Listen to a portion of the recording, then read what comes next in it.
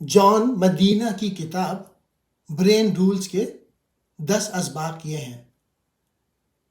پہلا نمبر، ورزش دماغی طاقت کو بڑھاتی ہے۔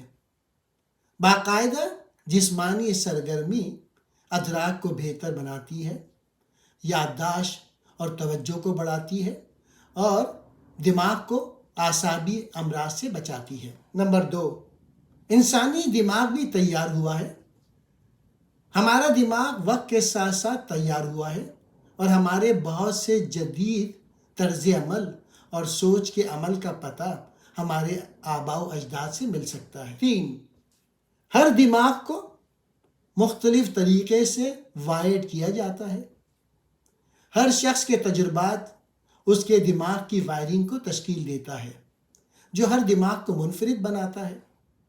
نمبر 4، ہم بورنگ چیزوں پر توجہ نہیں دیتے ہیں۔ دماغ نئے محرکات کو ترجیح دیتا ہے۔ کسی کی توجہ کو برقرار رکھنے کے لیے آپ کو اسے مسلسل نئی اور دلچسپ معلومات سے منسلک کرنے کی ضرورت ہے۔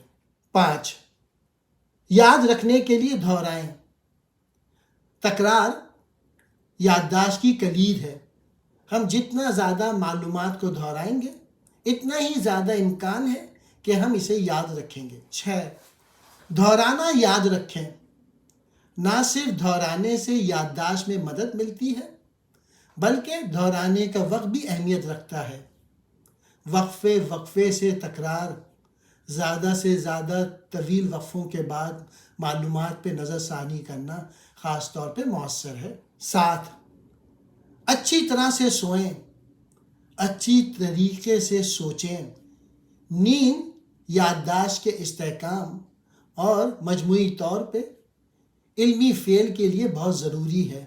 نیند کی کمی توجہ، تخلیقی صلاحیتوں اور تنقیدی سوچ کی مہارت کو خراب کر سکتی ہے۔ 8، تناؤ کا شکار دماغ ایک ہی طریقہ نہیں سیکھتا۔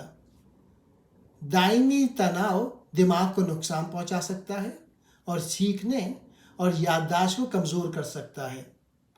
زیادہ سے زیادہ دماغی کام کے لیے تناؤ کا انتظام کرنا ضروری ہے، یعنی اسٹریس کو مینیج کریں۔ 9، حواس کو مزید متحرک کریں۔ جب متعدد حواس مصروف ہوتے ہیں تو ہمارا دماغ بہتر سیکھتا ہے۔ یہی وجہ ہے کہ جب ہم دیکھتے، سنتے اور کرتے ہیں تو ہم اکثر چیزوں کو بہتر طور پہ یاد رکھتے ہیں۔ نمبر 10، ویژن، اس کو اردو میں کہتے ہیں بصری امداد سیکھنے اور یادداشت کو بہت زیادہ بڑھا سکتی ہے۔